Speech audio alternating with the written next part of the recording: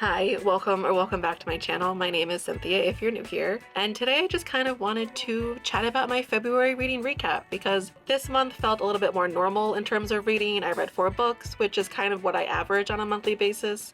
I am definitely someone who is a bit of a slower reader, so because of that, I don't normally read more than 6 to 7 books in a month, which I don't want to rush myself. So this video will kind of have 3 sections to it, which is what I read, books I DNF'd, and then what I am currently reading last. So the first book up on the list is Powerless by Lauren Roberts, and I feel like I spent the last month, like the end of January to the end of February, just talking about Powerless by Lauren Roberts, and I genuinely don't have anything else to add. I think I've said all I can say about this book.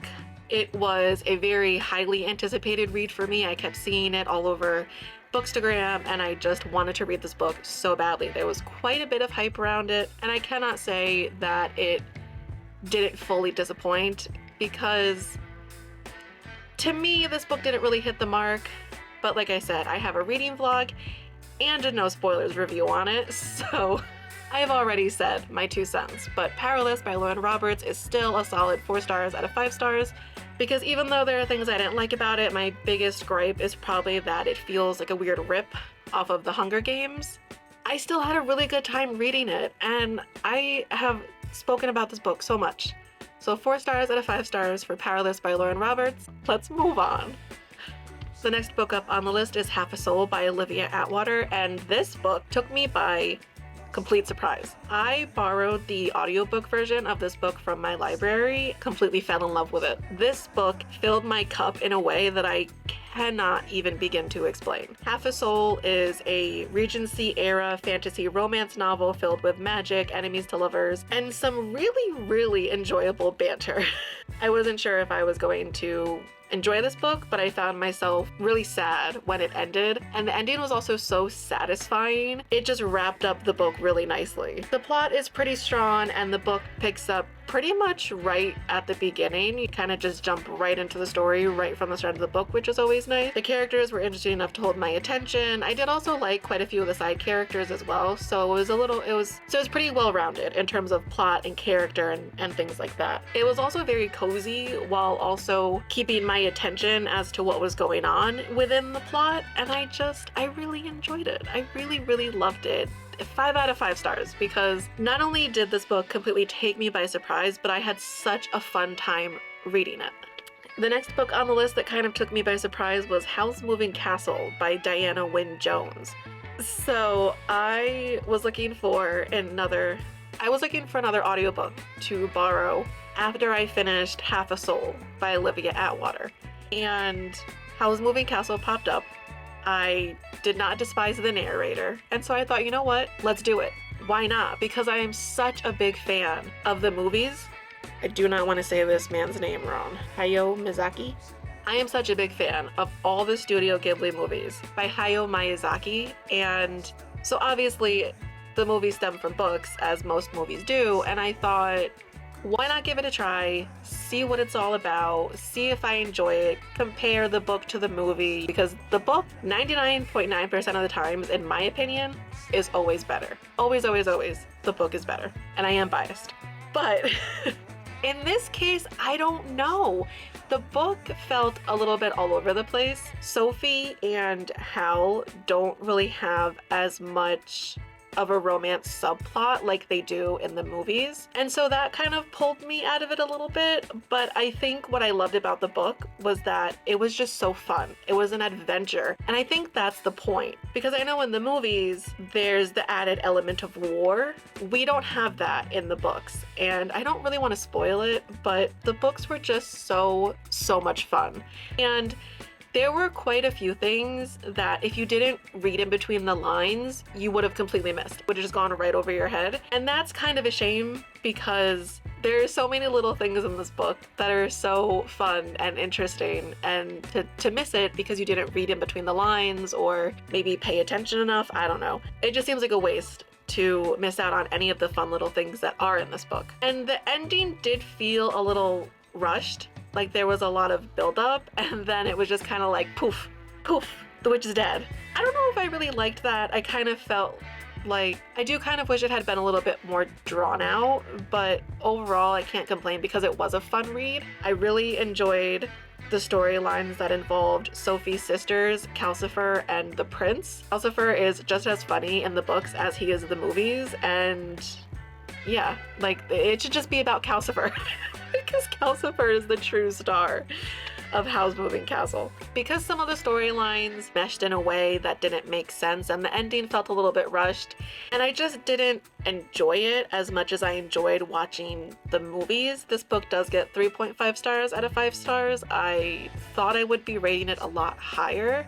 I think in this instance, because I've watched the movies prior to reading the book, I went into the book with a bunch of different maybe like expectations, and so maybe that made me a little bit more biased, but I'm gonna stick with my 3.5 out of 5 stars just because that's what feels right to me, and that's what feels more of like an accurate representation of my reading experience. So 3.5 out of 5, let's move on. The next book on the list is Everyone Here Is Lying by Sherry Lapina, and so at the beginning of 2023, I was really into domestic thrillers. Before I found fantasy, romance, romantasy, before I found that, I was knee-deep wading through all the books that were domestic thrillers because I couldn't get enough. I loved them.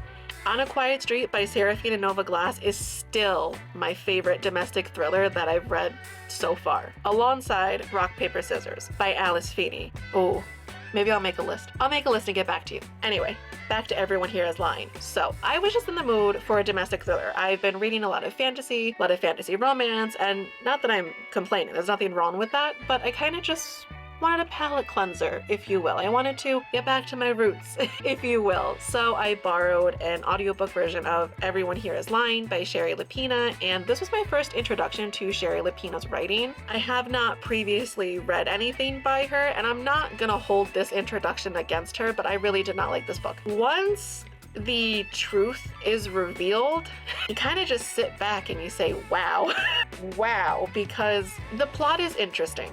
The plot is definitely interesting. I wouldn't say this is the most thrilling book I've ever read in my life. I could definitely put it down, but the plot was pretty strong. I will give it that. It's the characters for me. The characters in this book were completely horrendous. I don't mean they just sucked. They were devoid of any sort of personality. And the main character, the 9-year-old who goes missing, why did the author make her 9?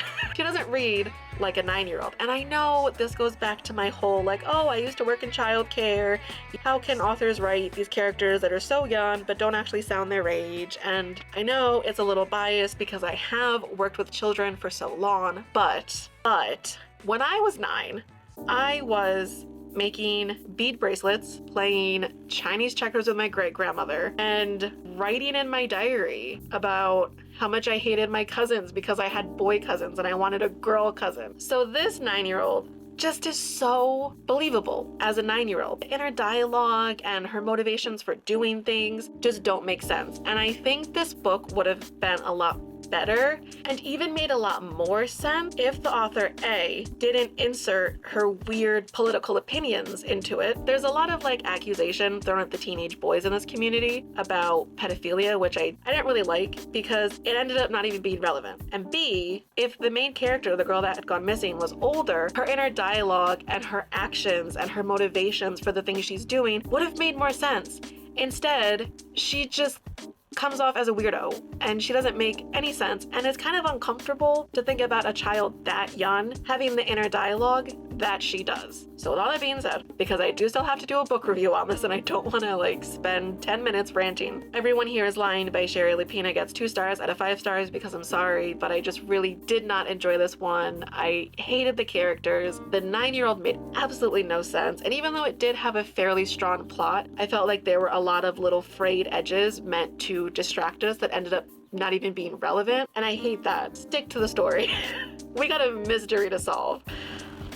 Okay, so those are the books that I read in February. I unintentionally kind of started with the books I liked and then went to the books I didn't like as much, which wasn't intentional. It just kind of happened that way. But I did want to chat very briefly about my February DNFs because this month I DNF'd 2 books. So the first book on the DNF list is Crescent City by Sarah J. Maas. And please don't come for me. Please don't come for me. But I can't do it. I can't do it. I can't do it. I have tried to read Crescent City 4 times. Four times. And I just cannot do it. It's 800 pages of what? I don't know, but I don't have the patience for this. I have a lot of patience, okay? I have a lot of patience. I read every single word in A Court of Silver Flames, so I have patience. There is proof. However, I don't have patience for this. I'm not invested in these characters. There's so much info dumping, and how do people literally with a straight face recommend this series when they know the first half of the book is straight up info dumping and it doesn't even get good until closer to the end?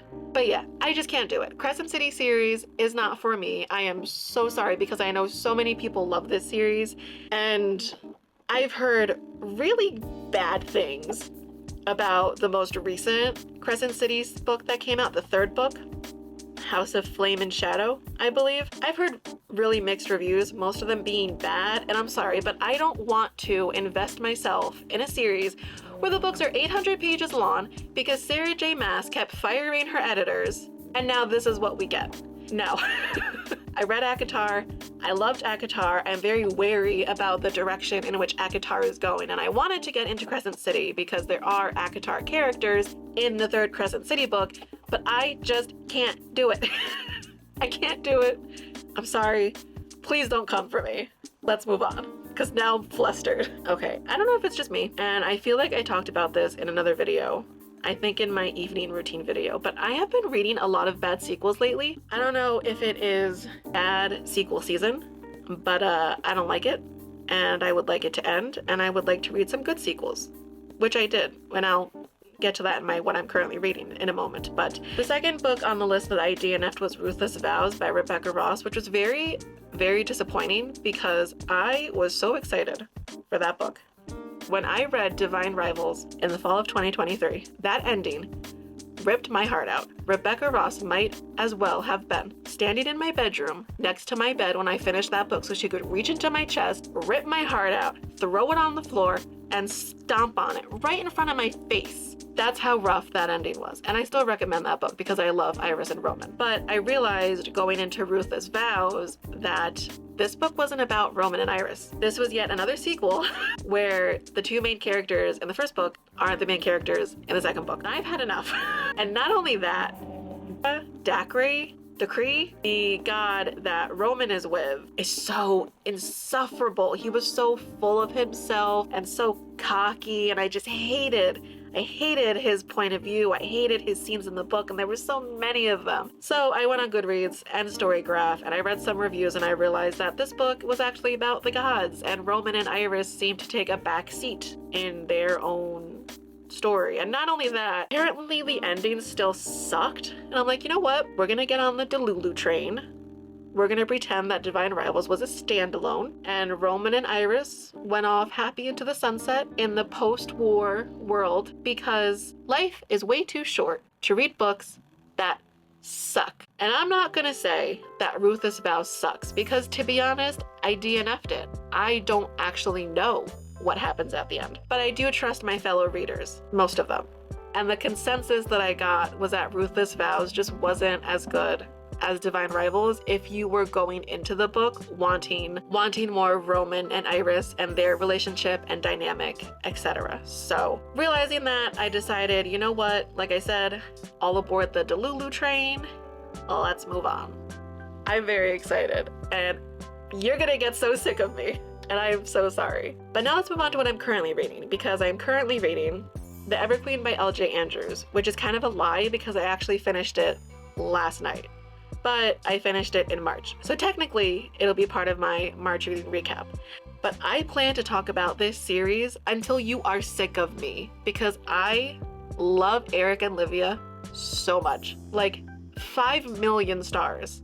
I love them so much. And this duology was so good because this sequel, I was so nervous going into this book.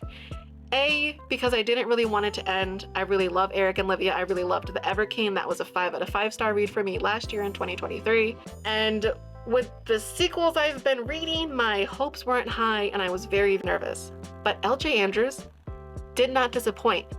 LJ Andrews is an absolute queen for giving us this sequel, and she spoiled us with this sequel. It was so good. I had so much fun.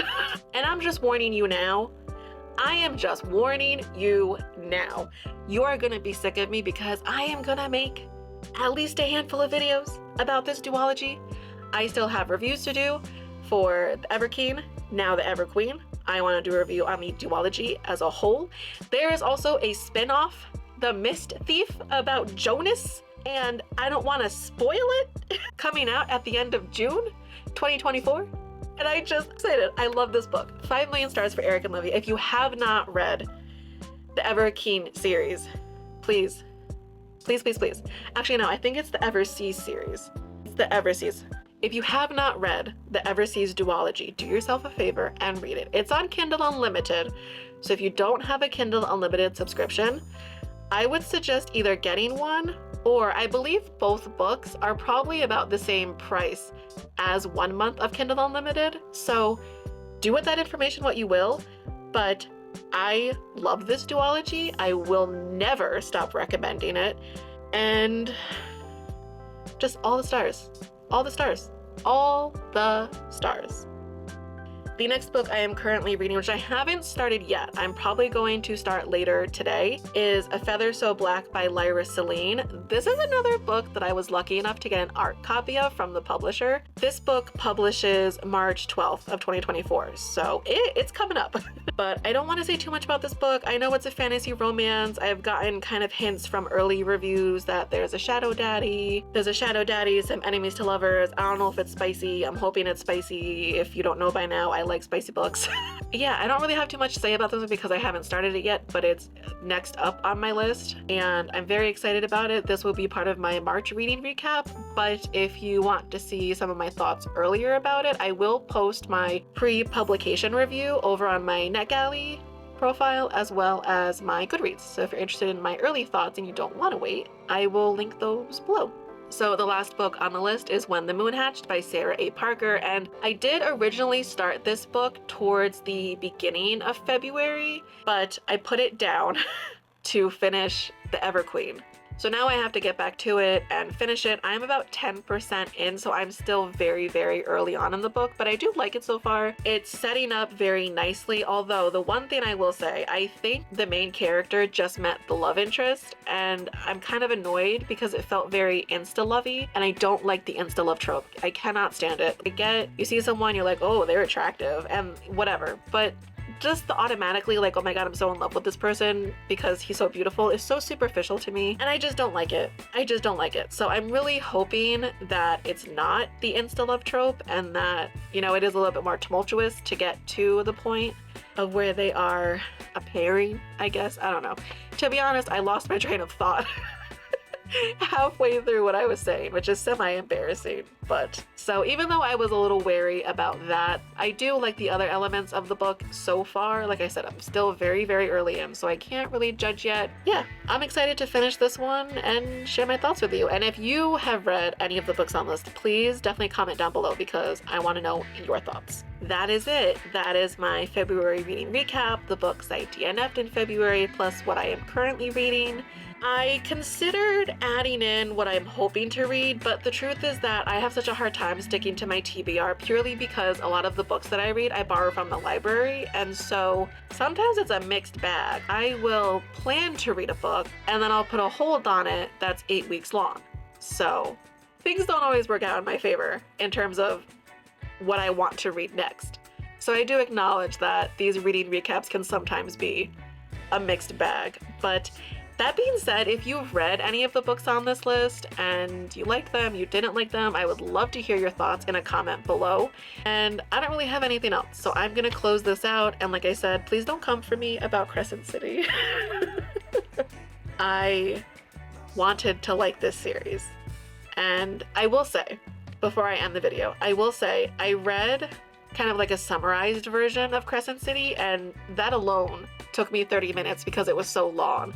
So I can only imagine how long this book would have actually taken me to read, but I just wasn't impressed. Like, even after reading the summary with the spoilers of exactly what happened in Crescent City, I don't know, maybe urban fantasy isn't Sarah J. Maas's like wheelhouse, but I was very surprised that I still wasn't impressed, that I still had zero desire to read it. So please don't come for me, because I did love ACOTAR, and I'm kind of debating Throne of Glass series, but I don't like that a common theme with Sarah J. Maas books that I'm seeing is that you have to suffer through like this book and this book and this book, and then it gets really good.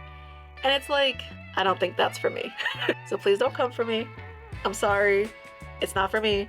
But with that being said, I'm gonna leave it there because I don't really have anything else to add. And if you have anything else to add, I would love to hear your thoughts down below in the comments. I'm not a big fan of call to action. Like, I don't want to make a video and be like and subscribe. Hit the bell notification for more. It feels very inauthentic to me. You should hit the like button and subscribe and press that bell so you get notified whenever I post a video. And with that being said, thank you for watching, and I can't wait to see you in the next one. Bye.